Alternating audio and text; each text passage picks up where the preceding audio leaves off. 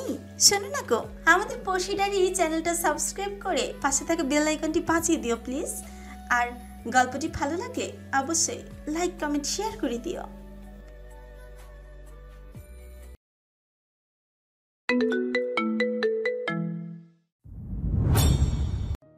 শাড়ির কুচি ধরে খানিকটা উঁচু করে সন্তর্পণে ইট দিয়ে বাঁধানো সরু রাস্তায় পা ফেলে সে।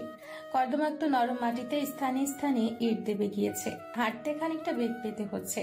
শাড়ির নিচের দিকের পাড় কাদাপানিতে নোংরা হয়ে যাচ্ছে। যতখানি সম্ভব ততখানি উপরে তুলেছে শাড়ি। এই শাড়িটা উর্বি তার এক বান্ধবীর কাছ থেকে চেয়ে এনেছে ইন্টারভিউ এর জন্য। তার এমন শাড়ি নেই। একটা মহিলা সংস্থায় ইন্টারভিউ ছিল আজ তার। শাড়ির জমিন সাদা, নেভি ব্লু রঙের পাড়। যে কোনো ধরনের এনজিও চাকরির ভাইবার জন্য মানানসই পুরোপুরি। শাড়িটাতে উর্বিকে কেমন লাগছে উর্বি ঠিক জানে না। যে কয়বার আয়নায় নিজেকে দেখেছে তার ধারণা হয়েছে তাকে কিছুটা মাদার তেরেসার মতো লাগছে। 30 বছরের ইয়াং মাদার তেরেসা, যার গাল এখনো কুচকে যেতে শুরু করেনি, তবে যাবো যাবো করছে। উর্বি এগিয়ে গিয়ে দরজার সামনে দাঁড়ায়। আসন্ন ভূমিকম্পের কথা চিন্তা করে একটা বড় দীর্ঘশ্বাস ফেলে 2 মিনিট দাঁড়িয়ে থেকে দরজায় কড়া নাড়ে। সে মনে প্রাণে চাইছে দরজাটা যাতে মা অথবা রুহি রাইসা খোলে, অন্য কেউ নয়। খট করে ভেতর থেকে দরজার সিটকেনি খোলার শব্দ হয়। উর্বি নিঃশ্বাস আটকে দাঁড়িয়ে আছে। ঠিক তখনই দরজা খুলে তার দিকে শীতল দৃষ্টি দিয়ে তাকিয়ে আছে তার বড় ভাবি তহুরা। তহুরার দিকে তাকিয়ে উর্বি একটা গভীর নিঃশ্বাস ফেলে। ভেতর থেকে উর্বির 2 ভাইজি রুহি রাইসার পড়ার শব্দ শোনা যাচ্ছে। তহুরা উর্বির পা থেকে মাথা পর্যন্ত পর্যবেক্ষণ করে কোনো কথা না বলে ভেতরে চলে যায়। ভাবির এমন শীতল রূপ উর্বি আশা করেনি। সামান্য খটকা তার লেগেছে। ঘরে ঢুকে দরজার সিটকিনি তুলে ঘুরে দাঁড়াতেই সে থমকে যায়। মুহূর্তেই ফর্সা মুখটা আতঙ্কে জমে যায় এক প্রকার। উর্বির ভাই রেজাউল কবির বোনের দিকেই তাকিয়ে আছে। উর্বি ঝটপট কিছু কথা সাজিয়ে নিচ্ছে, কিন্তু সে জানে সে সাজানো কথার একটি বাক্যও বলতে পারবে না। এমন কিছু বলে ফেলবে যার দরুন আজ উর্বির রাতের খাবার খাওয়াই বন্ধ হয়ে যাবে। কোথায় গিয়েছিলি? গম গম করে উঠে 40 বছর বয়সী রেজাউল কবির। প্রথম প্রশ্নের উত্তর উর্বির সাজানো, নিজ স্বরে কিন্তু দৃঢ়ভাবে বলে উঠে, ইন্টারভিউ ছিল জেগে ওঠো নারী সংস্থায়। কিসের ইন্টারভিউ? চাকরির, ফিল্ড ম্যানেজার। রেজাউল কবির বোনের দিকে তাকিয়ে আছে। কয়েক মুহূর্ত পরে বলে ওঠে, আগামীকাল যার বিয়ে তার চাকরির ইন্টারভিউ দেওয়ার প্রয়োজন নেই। এখানে ওখানে অযথা ঘুরে বেড়ালে তোর হবু শ্বশুরবাড়ির মানুষের কানে উঠবে কথাগুলো। উর্বি চুপ করে থাকে। তার মা লুৎফুন্নাহার নিজের ঘর থেকে বেরিয়ে আসে। রেজাউল কবির বলে ওঠে, যা ঘরে যা, কাল ছেলের বাড়ি থেকে কিছু মানুষ এসে বিয়ে পড়িয়ে তোকে নিয়ে যাবে চুপচাপ। তারা এখন অনুষ্ঠান করতে চাইছে না। আমার সামর্থ্য বা আগ্রহ কোনোটাই নেই। এটাই ভালো হয়েছে।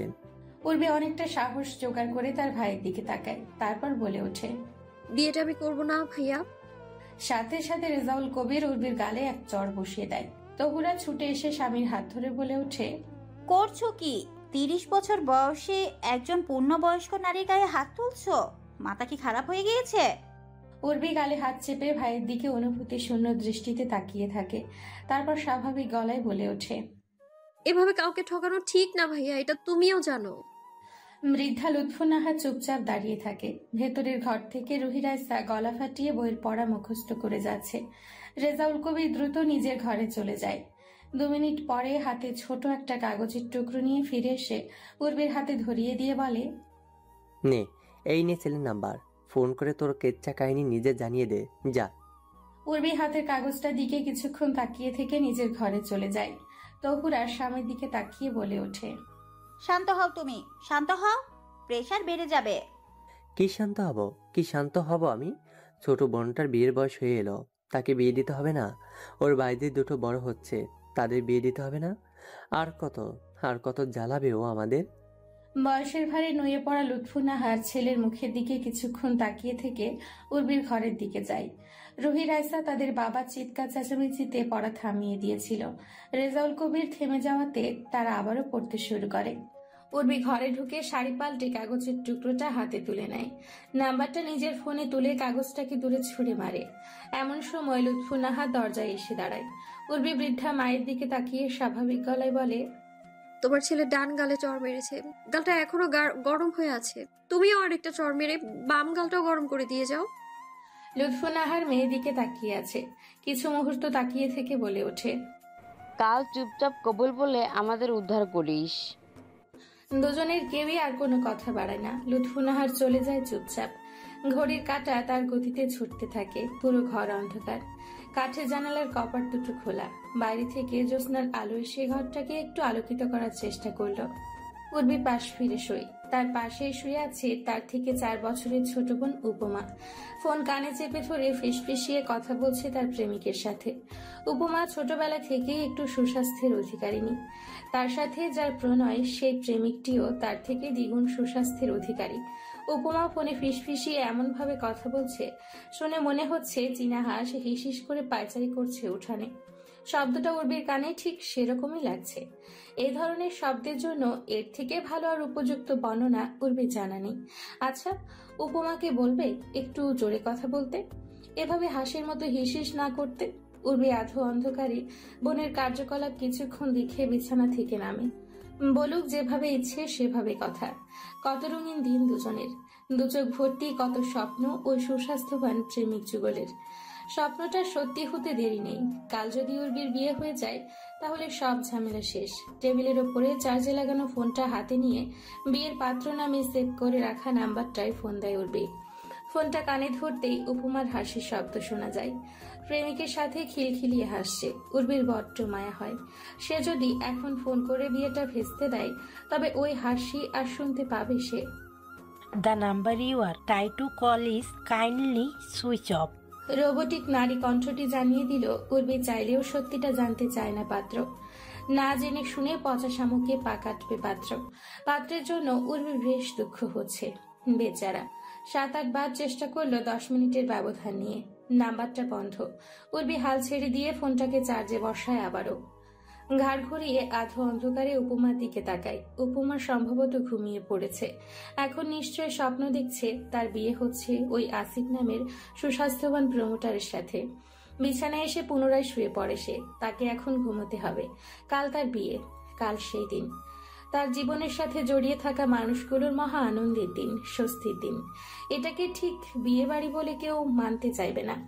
বাড়িটাকে উর্বির কাছে কোনো মৃত ব্যক্তির শোক বাড়ির মতো মনে হচ্ছে, যার 4 দিন আগে মৃত্যু হয়েছে এবং পরিবারের লোকজন শোক পালন করছে। উর্বি বিছানায় চুপচাপ বসেছিল। তার বিছানার উপরে একটা বড় লাগেজ।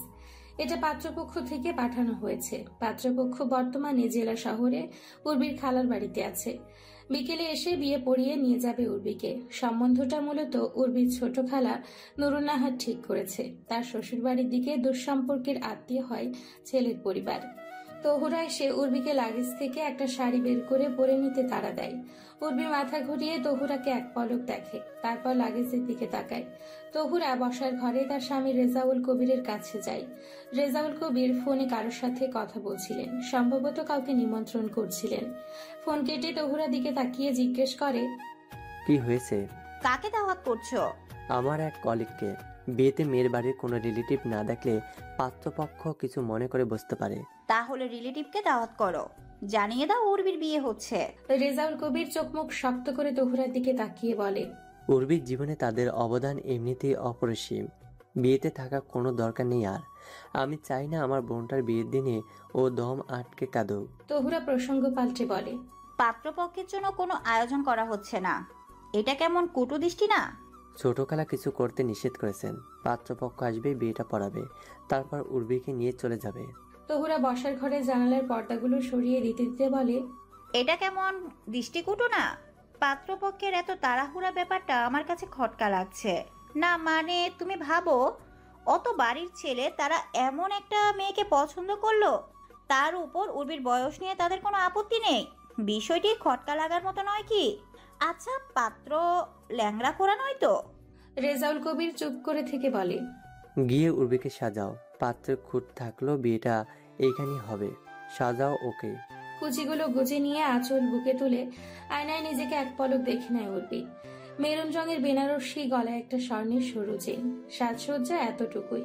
উর্বি আয়নায় নিজের প্রতিবিম্বের দিকে তাকিয়ে বলে ওঠে, তোকে সুন্দর লাগছে রে বুড়ো পচা শামুক। উপমা ঘরে ঢুকে বোনের দিকে তাকিয়ে থাকে কিছুক্ষণ, তারপর একটা গভীর নিঃশ্বাস ফেলে বলে, তুমি সারাদিন কত কিছু খাও, তবুও তুমি স্লিম, আর আমি একটু পানি খেলেও ফুলে ভেপে উঠি। উর্বি চুলে খোপা বাঁধতে বাঁধতে বলে ওঠে। তুই কি সুখী মানুষ? মনে তো হচ্ছে আপাতত কোনো কষ্ট নেই আমার। তাহলে তো ফুলতেই থাকবি, তোর চর্বি খাওয়ার তো কেউ নেই। চর্বি খাওয়ার কেউ নেই মানে? মানে দুঃখ মানুষের চর্বি খেয়ে ফেলে, যে যত দুঃখী সে তত স্লিম। উপমা বোনের দিকে কিছুক্ষণ তাকিয়ে থাকে, তারপর বলে ওঠে। পাত্রের মা তোমার সাথে দরজা বন্ধ করে কি বলেছিল সেদিন? আমার খুব জানতে ইচ্ছে করে। তোর জানার দরকার নেই, তুই যা। তোর গোলুমোলু প্রেমিককে বল তার বাড়ির লোককে জানাতে তোদের ব্যাপারে।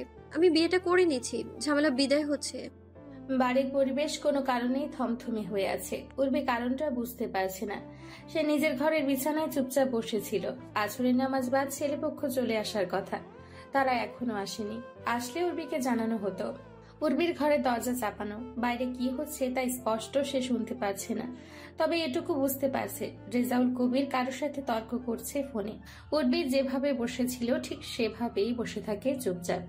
হঠাৎ করে রুহি হুড়মুড় করে ঘরে ঢুকে উর্বির দিকে তাকায়। উর্বি কিছু জানতে যাওয়ার আগেই রুহি হাঁপাতে হাঁপাতে বলে ওঠে, তোমার সাথে তার বিয়ে হওয়ার কথা, সে পালিয়েছে পুপু। উর্বি রুহির দিকে কিছুক্ষণ তাকিয়ে থাকে। তহুরা এসে ঘরে ঢুকে বলতে থাকে, পাত্র পালিয়েছে? উর্বি স্বাভাবিক গলায় বলে ওঠে। আচ্ছা। তহুরা উর্বির কথা শুনে অবাক হয় না। সে জানে উর্বি এই প্রকৃতির মহিলা। আগে অবশ্য ছিল না, তবে হয়ে গিয়েছে। উর্বি ঘাড় ঘুরিয়ে তহুরার দিকে তাকিয়ে বলে, তোমরা ঘর থেকে বেরিয়ে যাও ভাবি, আমি শাড়িটা চেঞ্জ করবো, গা চুলকাচ্ছে আমার। তহুরা রুহিকে নিয়ে চলে গেলে উর্বি গায়ের শাড়িটা পাল্টে নেয়। শাড়িটা বেশ পছন্দ হয়েছিল উর্বির। হাতে নিয়ে কিছুক্ষণ চুপচাপ বসে থেকে শাড়িটা বিছানার উপর রেখে দেয়। আচ্ছা, এটা কেমন হলো? পাত্র জানিয়ে দিলেই তো পারত। সে বিয়ে করতে চায় না, পালালো কেন? তাকে কি জোর করে ধরে বেঁধে উর্বির সাথে বিয়ে দিত? কলিজা পচা লোক সম্ভবত। তবে বেশ হয়েছে। উর্বির হঠাৎ কেন জানি খুব হাসি পাচ্ছে। রেজাউল কবির যদি এখন এসে বলে দেয়, অনেক হয়েছে, এবার তুই বাড়ি থেকে বের হ, তোর নিজের জীবন তুই বোঝ। তাহলে উর্বির জীবনের 16 কলা পূর্ণ হবে। কিন্তু সমস্যা হচ্ছে, দুটো চাকরি খুইয়ে উর্বির এবার চাকরি পেতে খুব বেগ পেতে হচ্ছে। এই মুহূর্তে বাড়ি থেকে বের হওয়া যাবে না। ঘুরে ঘুরে টিউশনি করানোর মতো অদম্য মানসিক শক্তি তার নেই। চাকরি একটা পেয়ে গেলেই কিছু একটা ভাবনা চিন্তা করা যাবে। বাড়ির পরিস্থিতি এখন খুবই ঠান্ডা। অবশ্য কিছুক্ষণ আগে রেজাউল কবির ছোট খালার ফোন পেয়ে বেরিয়ে গিয়েছে। কেন গিয়েছে তা উর্বি জানে না। সে ঘর থেকেই বের হয়নি। এশার নামাজের সময় হয়ে গিয়েছে। জানালা থেকে তাকিয়ে ল্যাম্পপোস্টের আলোতে দেখা যাচ্ছে মুসল্লিরা সবাই টুপি মাথায় দিয়ে পাড়ার মসজিদে যাচ্ছে। জানালার কাছে কিছুক্ষণ দাঁড়িয়ে থেকে উর্বি জানালা বন্ধ করে দেয়। বাড়িতে বসার ঘর থেকে আবারও রেজাউল কবিরের গলার আওয়াজ শোনা যাচ্ছে। তার সাথে তহুরার তর্কাতর্কি হচ্ছে। 4 ঘন্টা বাইরে কাটিয়ে কি করে এসেছে রেজাউল কবির? উর্বি নিজের বিছানায় চুপ করে বসে থাকে। কি হচ্ছে না হচ্ছে তা দিয়ে তার কি? ফোনটা হাতে নিয়ে আরেকটা এনজিওতে নিজের সিভি পাঠিয়ে দেয়। ঠিক তখনই রুহি এসে আবারও হুড়মুড় করে ঘরে ঢুকে হাঁপাতে হাঁপাতে বলে, পুপি পুপি, তোমার বিয়ে হবে। উর্বি ভাইয়ের দিকে শীতল দৃষ্টি দিয়ে তাকিয়ে আছে। রেজাউল কবির তহুরার দিকে তাকিয়ে ঠান্ডা গলায় বলে ওঠে, ওকে শাড়ি পরতে বলো তহুরা। খালাম্মা আর 30 মিনিটের মধ্যে পাত্রপক্ষ নিয়ে আসবে। পাত্র, পাত্রের মা, পাত্রের মেজু ভাই আর তার বউ। উর্বি হাত মুষ্টিবদ্ধ করে দাঁতে দাঁত চেপে বলে ওঠে, পাত্র পালিয়েছে বলে তার বিপত্তি বড় ভাইকে বিয়ে করতে হবে? এতটাও অসহায় ভাবি না আমি নিজেকে। হাস্যকর। রেজাউল কবির বোনের দিকে তেড়ে যায়। কি ভাবিস তুই তাহলে? আমার রুচিতে বাচ্ছে ভাইয়া। তাই নাকি? আর তোর সত্যিটা জানলে কোনো ছেলের রুচিতে কুলোবে না তোকে, তাও নিশ্চয়ই জানিস। রেজাউল কবিরের এই একটা কথাই উর্বি চুপ হয়ে যায়। রেজাউল কবির বোনকে অতি জঘন্য কথাটা বলে নিজে নিজেকে মনে মনে ধিক্কার দিতে থাকে। কিন্তু সে কঠিন গলায় তহুরাকে বলে, ওকে তৈরি হতে বলো। পাত্রের বয়স 42 বছর। আমাদের মা যদি 17 বছরের ছোট হয়ে বাবার সাথে সংসার করতে পারে, তাহলে ও 12 বছর পাত্রকে নিয়ে দিব্যি পারবে। ছেলের 3টা বাচ্চা আছে, এটাও কোনো বিষয় না। খুঁতে খুঁতে কাটাকাটি হয়ে যাবে। ও নিজের দুধে দোয়া তুলসী পাতা হলে চিন্তা করতাম। কথাগুলো শেষ করে রেজাউল কবির হন্তদন্ত হয়ে বাড়ির আঙিনায় চলে যায়। উর্বি মাথা ঘুরিয়ে তার ভাবের দিকে তাকায়। তহুরা কিছুক্ষণ তার দিকে তাকিয়ে থেকে ঘর থেকে বেরিয়ে যায়। লম্বা একটা ঘোমটা টেনে উর্বি চুপচাপ বসে আছে। বাড়িতে কিছুক্ষণ আগে পাত্রপক্ষ চলে এসেছে। সবাই সম্ভবত বসার ঘরে বসে আছে। উর্বি এক দৃষ্টে বিছানার চাদরের নকশার দিকে তাকিয়ে আছে। এই চাদরটাকে আগে কখনো দেখেনি। নতুন নিয়েছে নাকি ভাবি? রুহি, রাইসা, উপমা কেউই নেই তার আশেপাশে। হুট করে দরজা ঠেলে রেজাউল কবির ঘরে ঢুকে, তার পিছু পিছু কাজী সাহেব। তহুরা এসে উর্বির বিছানার সামনে একটা চেয়ার টেনে দেয়। কাজী সাহেব বসে উর্বির দিকে এক পলক তাকিয়ে বলতে থাকে, পাত্র ঢাকা উত্তরা নিবাসী মোহাম্মদ রওনাফ করিম খান, পিতা মরহুম তুফাইল করিম খান। পাত্র তোমাকে নগদ 3,01,000 টাকা মোহরানা প্রদান করে বিবাহ করতে চাই। তুমি যদি এই বিয়েতে রাজি থাকো তাহলে কবুল বলো মা। উর্বির হঠাৎ করে খুব হাসি পাচ্ছে। সে বহু কষ্টেও হাসি চেপে না রাখতে পেরে হেসে ফেলে। কাজে খানিকটা ভরকে যায় উর্বির এমন অদ্ভুত আচরণে। তহুরা আর রেজাউল কবির একে অপরের দিকে তাকিয়ে থাকে। দীর্ঘক্ষণ হেসে উর্বি চুপ হয়ে যায়। চোখের কোণে দুফোঁটা অশ্রু জড়ো হয়েছে, যা মেরুন রঙের বেনারসির ঘোমটার আড়ালে সবার অগোচরেই থেকে যায়।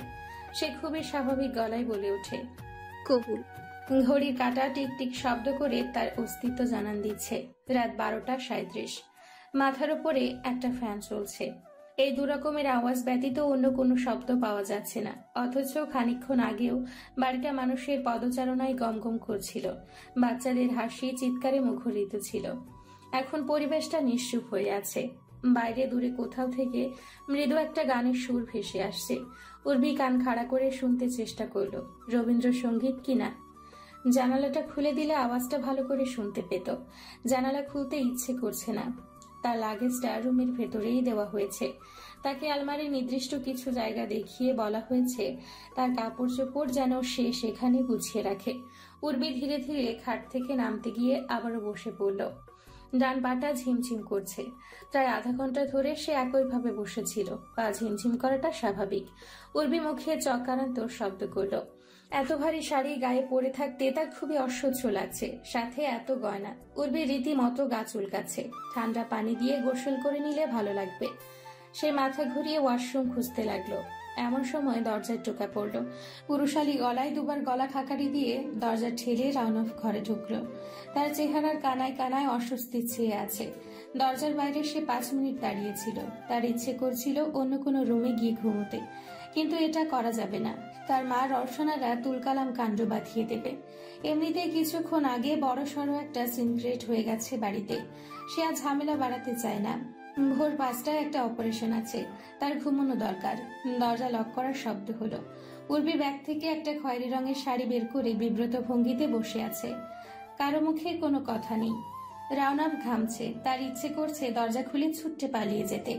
এই বয়সে এসে এরকম শিশুসুলভ আচরণ করা যায় না। তাকে মাথা ঠান্ডা রেখে পরিস্থিতি সামাল দিতে হবে। উর্বি উঠে ওয়াশরুমের দিকে চলে গেল। রাউনাফ হাত থেকে ঘড়ি খুলে টেবিলের উপর রাখলো। তাকে জোর করে হলেও ঘুমোতে হবে। কাল সকালে হয়তো বাড়িতে আরেকটা নাটক হবে।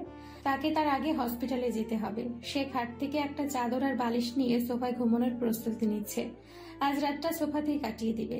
শাফিউল এক মনে ফেসবুক ব্যবহার করছে। তার সম্পূর্ণ মনোযোগ মোবাইলে। এই এলোমেলো পরিস্থিতিতে মোহনার অপ্রয়োজনীয় কথাগুলো সে এড়িয়ে যেতে চায়। মোহনার শাফিউলকে ধাক্কা দিয়ে বলল, এই উত্তর দিচ্ছ না কেন? এইসব কি শুরু করেছে আমার শাশুড়ি? আমরা লোকজনকে মুখ দেখাতে পারবো কাল থেকে?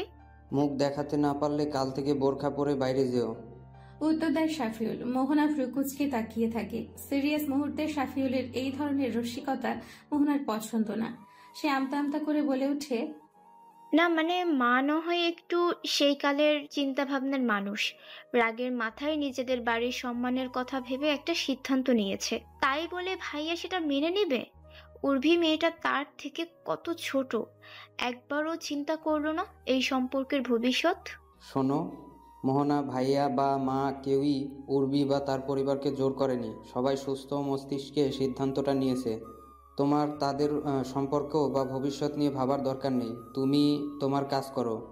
মোহনা মিনমিন করে বলে, সেটাই তো দেখেছো কি লোভী পরিবার। এত ভালো ফ্যামিলি যাতে হাত ফসকে না যায় সেজন্যই হাঁটুর বয়সী মেয়েকে একটা। তুমি থামবে? মোহনাকে ধমকে থামিয়ে দেয় শাফিউল। মোহনা কিছুক্ষণ চুপ থাকে, তারপর আবার বলে, শামিউলকে ফোনে পাওয়া গেল? কাল আসছে বাড়িতে। আল্লাহ জানেন কাল কি হবে। কি আর হবে, এই কয়েকদিন তো কম ঝড় হয়নি বাড়িতে, কাল টর্নেডো হবে। উর্বি নিজেকে এখন অনেকটা ফ্রেশ লাগছে, সেই সাথে ঠান্ডা পানি দিয়ে গোসল করার ফলে হাঁচিও দিচ্ছে। বাইরে বের হয়ে সে কিছুটা অবাক হয়ে যায়, চোখ ঘুরিয়ে ঘুরিয়ে একবার বিছানার দিকে তাকায়, একবার সোফার দিকে। কিছুক্ষণ সেদিকে তাকিয়ে থেকে সে খাটের উপর বসে পড়ে। তার হাতে বিয়ের গয়না, সোনার গয়নাগুলি নিয়ে সে বিপদে পড়েছে। এতগুলো গয়না তার আর পড়তে ইচ্ছে হচ্ছে না, কোথায় রাখবে সেটাও বুঝতে পারছে না। কাল সকালে সে এ বাড়ির কারো কাছে দিয়ে দেবে ঠিক করলো, আপাতত বিছানার উপর থাক। রাওনাফ বলে লোকটা সম্ভবত ঘুমিয়ে গেছে। উর্বি তাকিয়ে আছে, 6 ফুটের মতো লম্বা একটা লোক, সোফায় ঘুমোতে ভীষণ কষ্ট হচ্ছে বোধ হয়। লোকটা সোফায় কেন ঘুমোচ্ছে উর্বি সেটাই বুঝতে পারছে না। বিয়েতে যে খুব একটা মত এই লোকে ছিল না তা তার আচরণেই টের পেয়েছে উর্বি। তবে রাজি কেন হয়েছে বিয়েতে? মায়ের কথায় এত মা ভক্তি। অবশ্য এরকম কাহিনী সে সিনেমা নাটকে দেখেছে, লাফিয়ে লাফিয়ে মায়ের কথায় বিয়েটা ঠিক করে নেয়, কিন্তু বাসর ঘরে বলে এই বিয়ে আমি মানি না। নিশ্চয় ওই লোকটা ওইসব দেখে অনুপ্রাণিত হয়েছে। উর্বি ঠোঁটটি পেয়ে কিছুক্ষণ হেসে নেয়। পৃথিবীতে সেই সম্ভবত একমাত্র মহিলা যে সিরিয়াস মুহূর্তে এমন অদ্ভুত অদ্ভুত জিনিস চিন্তা করে। লোকটাকে 7-8 বার দেখেছে উর্বি। উজ্জ্বল বর্ণের পুরুষ, 42 বছরে ত্বক যেরকম থাকার কথা সেরকম। নামাজ পড়তে পড়তে সম্ভবত কপালের মাঝখানে একটা দাগ বসিয়েছে, বাড়তি কিছুই নেই। হ্যাঁ, শুধু একটু লম্বা। তবে লোকটা খারাপ না দেখতে। 32-33 বছর সময়টাতে বেশ সুদর্শন ছিলেন, যার প্রমাণ তার চেহারায় আংশিক এখনো আছে। তবে একটু বোকা বোকা লাগলো উর্বির কাছে। নয়তো মায়ের কথায় নিজের বাচ্চাদের অনুমতি না নিয়ে বিয়েতে রাজি হয়ে যায়। এ তো একেবারে দুধু ভাতু ছেলে মায়ের। আর লোকটা চুলগুলো অস্বাভাবিক কালো, এটা ঠিক প্রাকৃতিক লাগলো না উর্বির কাছে। সম্ভবত চুলে কালার করেছে বয়স ঢাকার জন্য। উর্বি রাওনাফের দিকে কিছুক্ষণ তাকিয়ে থেকে ঠিক করলো এখন থেকে সে সোফায় ঘুমাবে। এমনিতেও সে অযাচিতভাবে রাওনাফের জীবনের সাথে জড়িয়ে গেছে, তার জন্য কাউকে ভোগান্তি পোহাতে হবে না। উর্বি ঠিক করেছে জীবন তাকে যেদিকে ভাসিয়ে নিয়ে যেতে চায় সে সেদিকে ভেসে যাবে। জীবনের থেকে আর কোনো প্রত্যাশা নেই তার। যদি ওই সোফায় শুয়ে থাকা লোকটা এসে বলে উর্বিকে তার সাথে এক বিছানায় ঘুমাতে হবে, সে তাতেও রাজি হবে। উর্বি শুয়ে পড়ে। সে এখন বুঝতে পারছে সে কতটা ক্লান্ত।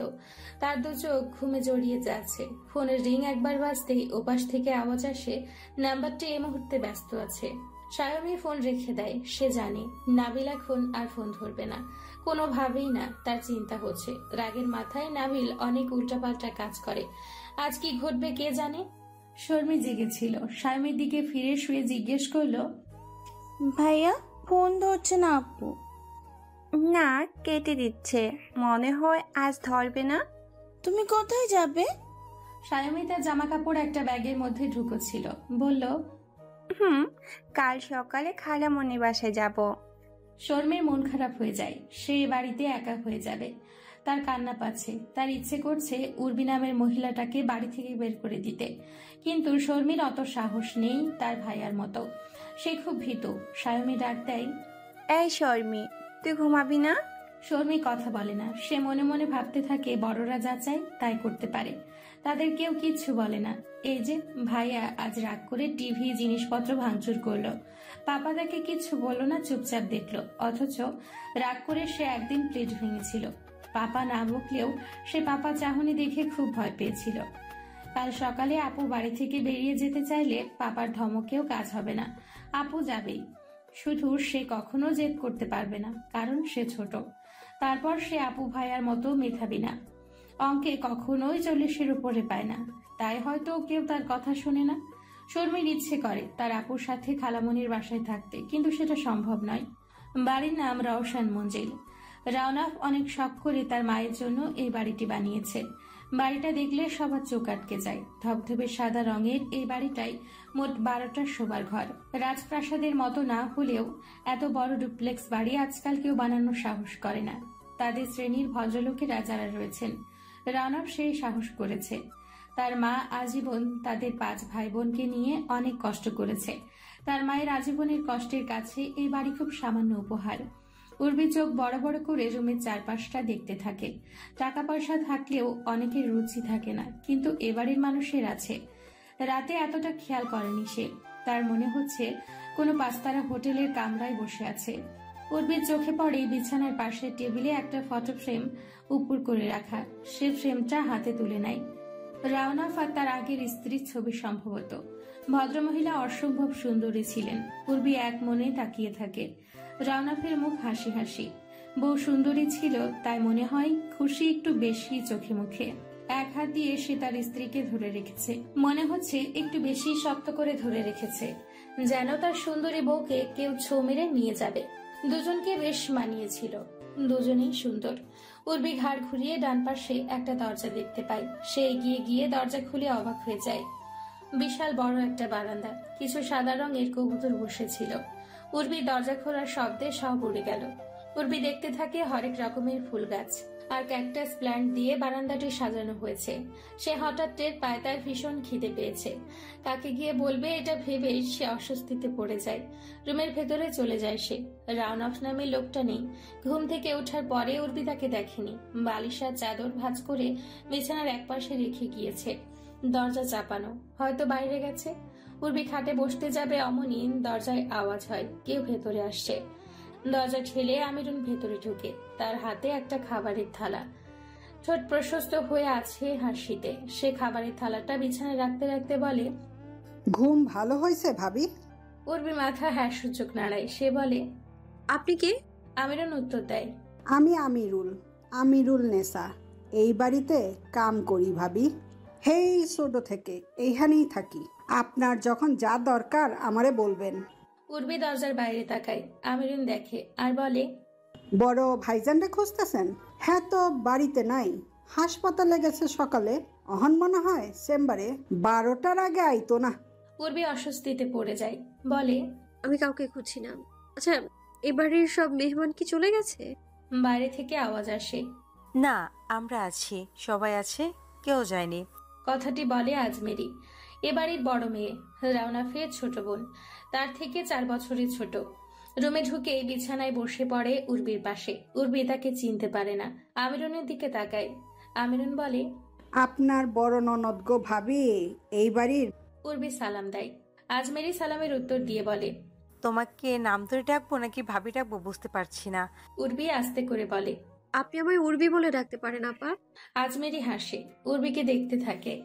উর্বিকে দেখতে যাওয়ার সময় সে ছিল না, ছবি দেখেছিল। উর্বি ছবির থেকেও সুন্দর। আজমেরি নরম গলায় উর্বিকে বলে, খাচ্ছ না কেন? খাও, খিদে পেয়েছে নিশ্চয় অনেক। আসলে দেরি হয়ে গেল নাস্তা দিতে। বাড়ির পরিস্থিতি তো বুঝতেই পারছো, কারো মন ভালো নেই, সবাই দেরি করে ঘুম থেকে উঠেছে। কোনো ব্যাপার না আপা, আমার অতটাও খিদে পায়নি। আজমেরি হেসে বলে, আচ্ছা এখন খাও, এত বেলা অবধি না খেয়ে আছো। উর্বি খাবারের থালায় হাত দেয়। পরোটা আর মাংস কষা দেওয়া হয়েছে। খিদের পেটে উর্বির ভালোই লাগছে খাবারটা। আজমেরি আমিরুনকে বলে, যা গিয়ে দেখ বাচ্চাদের খাওয়া হলো কিনা। আমিরুন চলে যায়। উর্বি খেতে থাকে। আজমেরি উর্বির দিকে একটা চাবি এগিয়ে দিয়ে বলে, এটা নাও। উর্বি মাথা তুলে তাকায়। এটা কিসের চাবি? ভাইজানের আলমারির চাবি, আম্মা দিয়েছে, তোমাকে দিতে বলেছে। গয়নাগুলো এভাবে ছড়িয়ে রেখো না, পড়তে ইচ্ছে না হলে তুলে রাখো। গায়ে একেবারেও খালি রেখো না। ওই নেকলেসটা পরো, ওটা একেবারে সিম্পল। উর্বি অবাক হয়ে বলে, এত গয়না সব আমার কাছে রাখবো? হ্যাঁ, তোমার গয়না তোমার কাছে রাখবে, এতে অবাক হচ্ছ কেন? আর চাবিটা সাবধানে রেখো। উর্বি খাওয়া শেষ করে, হাত ধুয়ে ওয়াশরুমে চলে যায়। আজমেরি গয়নাগুলো তুলে রাখে আলমারিতে। হঠাৎ বাড়িতে চিৎকার চেঁচামেচির আওয়াজ শোনা যায়। চেঁচামেচি করছে রাওনাফের সব থেকে ছোট বোন রুমা। চিৎকার শুনে মনে হচ্ছে সে কাউকে আটকাতে চাচ্ছে। উর্বি ওয়াশরুম থেকে বাইরে আসে। আজমেরি ছুটে যায় নিচতলায়। উর্বিও সেদিকে যায়। বাড়িতে আবার ঝামেলা হচ্ছে। ঝামেলার কেন্দ্রবিন্দু যে উর্বি তা সে আন্দাজ করতে পারছে। রুমা সায়মির বাম হাত ধরে আছে। সায়মি হাত ছাড়ানোর প্রাণপণ চেষ্টা করছে। তার ডান হাতে একটা ব্যাগ। সায়মি দৃঢ়ভাবে বলছে, আমার হাত ছেড়ে দাও ছোট ফুপি, আমাকে তোমরা আটকাতে পারবে না, আমি যাবই। নাবিলকেও আটকাতে পারোনি, আমাকেও পারবে না। আমি এই বাড়িতে থাকবো না, ছাড়ো আমার হাত। রুমা হাত ছাড়ে না। সে সবাইকে ডাকতে থাকে, আম্মা, বড় আপা, মেজো ভাবি, কই তোমরা? দেখো সাইমি কি করছে, তাড়াতাড়ি আসো। শাফিউল ভাইয়া কোথায়? ভাইয়া এদিকে আসো তাড়াতাড়ি। মোহনা আজমেরি ছুটে আসে। শাফিউল বাজারে গিয়েছিল, তবে মাত্রই ফিরল। সেও এসে শায়মিকে আটকাতে চায়। উর্বি দূরে দেওয়ালের আড়ালে দাঁড়িয়ে দেখছে দৃশ্যটা। শায়মি ঠায় দাঁড়িয়ে থাকে, বলে, তোমরা বৃথা চেষ্টা করছো, আমায় তোমরা আটকাতে পারবে না। তোমরা ভুলে যেও না, আমি হচ্ছি ডক্টর রাওশন করিম খানের মেয়ে। বাবার জেট কিছুটা আমিও পেয়েছি, আমাকে ছাড়ো তোমরা। শাফিউল শায়মির হাত থেকে ব্যাগ কেড়ে নেয়, ব্যাগটাকে দূরে ছুঁড়ে মারে। ব্যাগটা গিয়ে উর্বির পায়ের কাছে পড়ে। উর্বি হক চুকিয়ে যায়। সবাই উর্বির দিকে তাকিয়ে থাকে। উর্বি সেখান থেকে রুমের দিকে যায়।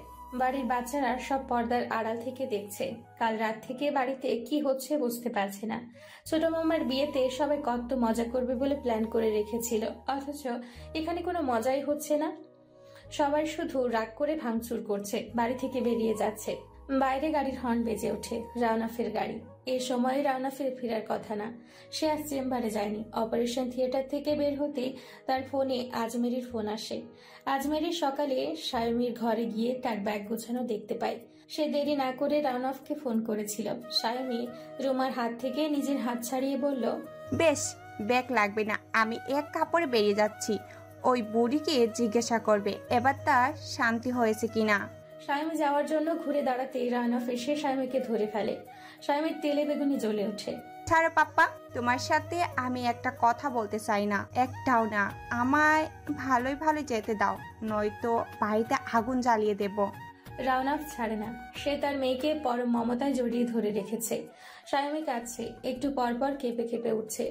দূরে দাঁড়িয়ে কাঁদছে শর্মী। এসব কি হচ্ছে তাদের বাড়িতে? জেলখানার ভেতরের এরিয়া দক্ষিণ পাশের বড় বটগাছটার নিচে বসে আছে কয়েদি নাম্বার 18। বটগাছের আশপাশটা শান বাঁধানো। হাঁটু গেড়ে বসে সে ইটের টুকরো দিয়ে মেঝেতে কিছু একটা লিখে যাচ্ছে। তার থেকে কয়েকশো গজ দূরে কিছু সংখ্যক কয়েদি শরীরচর্চা করতে ব্যস্ত।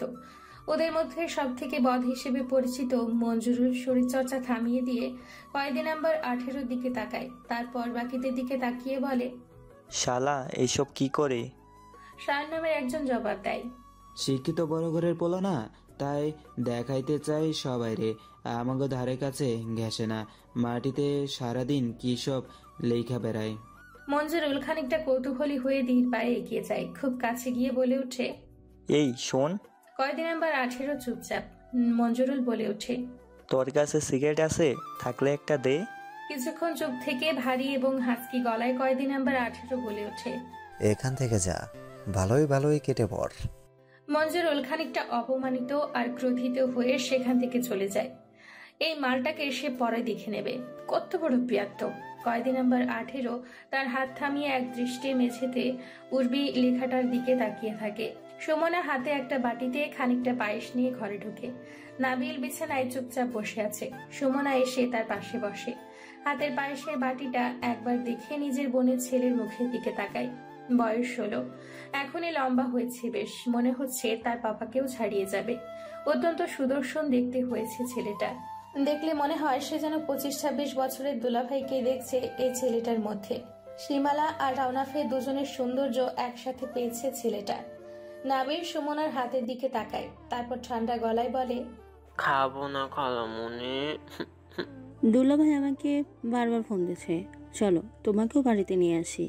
যাবো না। সুমনা মৃদু হেসে বলে, একেবারেই যে তুমি নাবালক একটি ছেলে তা কিন্তু নয়। তোমার এই বয়সে তোমার বাবাকে দেখেছিলাম কতটা বুঝদার ছিলেন, তাই পরিস্থিতি বুঝতে চেষ্টা করো। 30 বছর বয়সে ওই ভদ্র মহিলার আমার বন্ধুরা হাসবে খালামুনি। উদাসী গলায় নাবিল বলে। সুমনা হাসে। নাবিলের মাথায় হাত বুলিয়ে দিতে দিতে বলে, এটা তোমার সমস্যা না বাবা, তোমার সমস্যা কোথায় সেটা আমি ধরতে পেরেছি। তোমার মতো একটি পুচকে ছেলের সাথে আমি এখন আলোচনা যেতে যাচ্ছি না, চলো তোমাকে বাড়ি পৌঁছে দেই। লাগবে না, আমি যেতে পারবো। কখন যাবে? যখন ইচ্ছা তখন। তোমার কাছে 2000 টাকা হবে খালামুনি, আমাকে দাও। সুমনা মাথা নেড়ে নাবিলকে টাকাটা দিয়ে দেয়। তারপর নাবিলের ফোনটা তার হাতে ধরিয়ে দিয়ে বলে, পাপা ফোন করলে কথা বলবে, এটা আমার আদেশ। সুমনার বাড়ি থেকে বের হয়ে নাবিল রাস্তায় উদ্দেশ্যহীনভাবে হাঁটছে। এই শহরে তাদের আত্মীয়ের অভাব নেই। খালামনির বাড়ি ছাড়া নাবিলের কোথাও যেতে ইচ্ছে করে না কখনো। তার সব সময়ই একা থাকতে ইচ্ছে করে। হঠাৎ নাবিলের পাশ দিয়ে একটা অ্যাম্বুলেন্স চলে গেল সাইরেন বাজাতে বাজাতে। নাবিল দাঁড়িয়ে পড়ে। গাড়িটির দিকে কিছুক্ষণ তাকিয়ে থাকে সে। তারপর একটা রিক্সা নিয়ে তার দাদাবাড়ির দিকে রওনা হয়। সে তার মায়ের কবর জিয়ারত করবে। রওশন মঞ্জিলের বর্তমান পরিস্থিতির ওপর একটুখানি আলোকপাত করা যাক। রওশনারা তার মৃত স্বামীর আরাম কেদারায় শুয়ে আছে, তার মাথা ধরেছে। আমিরুন তার মাথা টিপে দিচ্ছে। সকালে সে শায়মির কথাবার্তা সবই শুনেছে। সে ইচ্ছে করেই বাইরে আসেনি। ছেলে মেয়েগুলো খুবই কষ্ট পেয়েছে। ওদের সামনে এসে যেতে চাচ্ছে না। বাচ্চারা হই হই করে ক্যারাম খেলছে। আজমেরি 2 বার এসে তাদের বলেছে আস্তে শব্দ করে খেলতে। চিৎকার চেঁচামেচি কারোরই সহ্য হচ্ছে না, কিন্তু তাতে কোনো কাজ হয়নি। বরং চিৎকার চেঁচামেচি আগের থেকে বেড়েছে। মোহনা, রুমা, শাফিউল মিলে লিস্ট করছে অতিথিদের। কাল বাড়িতে বউ ভাত, ছোট করে হলেও করতে হবে রওশনার আদেশ। শায়মি নিজের বিছানায় উপর হয়ে শুয়ে আছে, শর্মি পাশে বসে আছে। দুপুরে কেউ খেতে যায়নি। রাওনাফ একটা প্লেটে খাবার নিয়ে ঘরে ঢুকলো। পাপাকে দেখে শর্মি নড়ে চড়ে বসলো। শর্মি বরাবর তার পাপাকে ভয় পায়, অথচ রাওনাফ কখনোই তার মা মরা মেয়েদের বকাবকি করে না। রাওনাফ বিছানায় বসে শায়মির মাথায় হাত বুলিয়ে দিচ্ছে। আছে তো রাত 8টা থেকে। উত্তর দিয়ে এই থালার ভাত মাখাতে শুরু করে। শাওমি উঠে বসে। সে বলে সে খাবে না। রাওনাফ তবুও তার মুখের কাছে ভাতে লোকমা তুলে ধরে। শায়মি অন্যদিকে মুখ ফিরিয়ে রাখে। রাওনাফ ভাতে লোকমা সরিয়ে নেয় না, কোমল কণ্ঠে ডাকে, মামুনি। শায়মির চোখ ভিজে ওঠে। রাওনাফ বলে, তোমরা না খাওয়া অবধি আমিও খাবো না আমার মামুনিরা। খেয়ে দিয়ে আমি তোমাদের সব শাস্তি মাথা পেতে নেব। তার আগে তোমাদের পাপাকে এত কষ্ট দিও না মামুনিরা। শায়মি আর বসে থাকতে পারে না, পাপাকে জড়িয়ে ধরে। শর্মিও ছুটে আসে। সে তার পাপাকে জড়িয়ে ধরার কোনো সুযোগ মিস করবে না। দরজার এপাশে পর্দার আড়ালে দাঁড়িয়ে বাবা মেয়েদের এই মধুর মুহূর্ত উপভোগ করছিল উর্বি। মেয়েদের খাইয়ে রাওনাফ উঠে পড়তেই উর্বি পর্দার ওপাশ থেকে সরে রুমে চলে যায়। জেলখানার মেইন গেট দিয়ে জেলার হারুন ও 2 জন কনস্টেবল ভেতরে ঢুকে। তাদের পিছু পিছু ঢুকে শহরের ক্ষমতাবান ক্রিমিনাল লয়ার বিধানচন্দ্র রায়। তার হাতে জামিনের পেপার। 18 নম্বর সেলের সামনে সে জেলার দাঁড়ায়। হাতে লাঠি দিয়ে মেঝেতে 2 বার আওয়াজ করে কয়েদি নাম্বার 18কে ডাকে। কয়েদি নাম্বার 18 মাথা তুলে তাকায়। তার হাত বেঁধে রাখা হয়েছে, চোখে মুখে তার হিংস্রতা। কিছুক্ষণ আগে কয়েদি নাম্বার 42-এর মাথা ফাটিয়ে দিয়ে এসছে। একটা সামান্য ইস্যুকে কেন্দ্র করে এই গন্ডগোলটা সৃষ্টি। শাস্তি হিসেবে তার হাত দুটো বেঁধে রাখা হয়েছে। সাবেক মন্ত্রীর ছেলে বিধায় তাকে অতি নগণ্য শাস্তি দেওয়া হয়েছে। নয়তো জেলার হারুন হেন অপরাধে অনেক কয়েদির হাত ভেঙে দিয়েছিল। জেলার হারুন ডেকে বলে, এই যে তুমি, তোমার বাবা তোমার জামিন করিয়ে নিয়েছে, হাত খুলে দিচ্ছি, নিজের জিনিসপত্র গুছিয়ে নাও। 2 জন হাবিলদার গিয়ে ভয়ে ভয়ে তার হাতের বাঁধন খুলতে থাকে। মারপিটের সময় তারা কয়েদিকে পেছন থেকে লাথি দিয়েছিল। তাদের ভয় তার হাত খুললেই কিনা তাদের মারধর করা শুরু করে দেয়। কিন্তু কয়েদি কিছুই বলে না, উঠে দাঁড়ায়, হাত দিয়ে চুল ঠিক করে নেয়। তার কোনো জিনিসপত্র গোছানোর প্রয়োজন সে মনে করে না। লাথি দিয়ে কাপড়ের ব্যাগটা দূরে সরিয়ে দেয়। হাবিলদার 2 জন পেছনে সরে দাঁড়ায়। তাচ্ছিল্য মাখা হাসি দিয়ে সেল নাম্বার 18 থেকে বেরিয়ে আসে সে। উকিল বিধানচন্দ্র রায় পেটে হাত বোলাতে বোলাতে বলে, সবই তোমার কপাল, বুঝেছো বাবা? ভগবান চাইলে কি না পারে। আর 5 মিনিট দেরি হলে তোমার জামিন আজ করতে পারতাম না, আরো 10-12 দিন লেগে যেত। সবই গোপালের কৃপা। ভালোই ভালোই। এই কর্কশ কণ্ঠে চেঁচিয়ে ওঠে কয়েদি, এত কিছু শুনতে চাইছি আমি, একদম কথা কম। বিধানচন্দ্র হকচকিয়ে যায়। সে ভীষণ অপমানিত বোধ করে। তাকে সম্পূর্ণ উপেক্ষা করে হেলে দুলে জেলারের পিছু পিছু মেন গেটের দিকে চলে যায় কয়েদি নাম্বার 18। বাইরে দাঁড়িয়ে অপেক্ষা করছে 20-25 জনের একটা দল। 6 বছর পরে তাদের গুরু ছাড়া পাচ্ছে। তারা আবার তাদের কলিজায় জোর ফিরে পাচ্ছে। সজীবের হাতে ফুলের মালা। গুরুর ডান হাত হিসেবে মালা পরানোর দায়িত্ব তার। সে এতে খুবই অহংকার বোধ করছে। গেটের বাইরে পা রাখতে দুপুরের কড়া রোদ সরাসরি উচ্ছ্বাসের মুখে গিয়ে পড়ে। সে হাত দিয়ে মুখ ঢেকে ফেলে। এতদিন জেলের স্যাঁতসেঁতে পরিবেশে থেকে সে তাতেই অভ্যস্ত হয়ে উঠেছিল। আস্তে আস্তে সে মুখ থেকে হাতটা সরায়। দাঁত বের করে ফুলের মালা নিয়ে এগিয়ে আসছে সজীব। সে ভাই বলে গগন কাঁপানো চিৎকার দেয়। তার সাথে তার দলের অন্যরাও মিছিল দিতে শুরু করে। সজীব ফুলের মালা পরাতেই যাবে, অমনি উচ্ছ্বাস হাত দিয়ে সজীবকে থামিয়ে দেয়। সজীব কিছু বুঝতে পারছে না। উচ্ছ্বাস জিজ্ঞেস করে, বাবা আসবে না? সজীব ভয়ে ভয়ে উত্তর দেয়, না মানে ভাই, কাকা তো খুব ব্যস্ত, তাই আমাদের পাঠিয়ে তোমাকে একটা নিরাপদ জায়গায় রাখতে বলেছে কদিনের জন্য। উচ্ছ্বাস বুঝতে পারে তার বাবা তাকে দেখতে চায় না। সে সজীবকে থামিয়ে বলে, আসল কথা বল। সজীব পকেট থেকে একটা টাকার বান্ডিল, একটা মোবাইল আর খাম বের করে উচ্ছ্বাসের হাতে দেয়। উচ্ছ্বাস মোবাইল আর টাকার বান্ডিল দুই পকেটে ঢুকিয়ে রাখে। খামটা খুলতে খুলতে বলে, এটা আবার কি? সজীব মাথা নুইয়ে বলে, উর্বির স্বামীর ছবি আর বায়োডাটা। উচ্ছ্বাসের হাত থেমে যায় উর্বি নামটা শুনে। সে সজীবের দিকে তাকায়। সজীব মিনমিন করে বলে, ওরা বরিশাল থেকে চলে গিয়েছে, পরশু রাতে বিয়ে হয়েছে ভাই। উচ্ছ্বাস খাম খুলে একটা ছবি আর বায়োডেটা বের করে। শ্যামলা উজ্জ্বল বর্ণের একজন পুরুষের ছবি। বায়োডেটায় লেখা, নাম সামিউল করিম খান, বয়স 32, পেশা ফটোগ্রাফার এবং ঠিকানা। উচ্ছ্বাস ছবি আর বায়োডেটায় চোখ বুলিয়ে দুটোই ছিঁড়ে টুকরো টুকরো করে ফেলে দেয়। তার শিষ্যরা অবাক হয়ে তাকিয়ে থাকে। উচ্ছ্বাস ক্লান্ত ভঙ্গিতে হাঁটা শুরু করে। এই ছবি আর বায়োডেটা তার মাথায় ঢুকে গেছে, মুখস্থ হয়ে গেছে। সে কখনো ভুলবে না। রাউসানারা চোখ বুজে চেয়ারে আটশোয়া হয়ে আছে। এই মুহূর্তে তার ভয়ঙ্কর একটা কাজ করতে ইচ্ছে করছে, যা সে কখনো করেনি। তার ইচ্ছে করছে পায়ের কাছে বসে থাকা তার ছেলেকে মারতে মারতে মেরে ফেলতে। তার পায়ের কাছে বসে আছে সামিউল। সে হাত দিয়ে তার মায়ের পা ধরে রেখেছে। যতক্ষণ না তার মা তাকে মাফ করে দেয়, সে পা ছাড়বে না। সামিউলের পেছনে একটু দূরে দাঁড়িয়ে আছে অন্তরা। তার বুক ধুকপুক করছে। সে সামিউলের মাকে আগাগোড়া দেখতে থাকে। ভদ্রমহিলার ভাব দেখে মনে হচ্ছে না সে তাদের মেনে নেবে। অন্তরা চিন্তায় পড়ে যায়। রাফসানারা শাফিউলকে ডাকে, শফিউল, এই শফিউল। শাফিউল, মোহনা, আজমেরি, রোমা দরজার বাইরে দাঁড়িয়ে আড়ি পেতে দাঁড়িয়েছিল। মায়ের ডাক পেতে শাফিউল দৌড়ে আসে।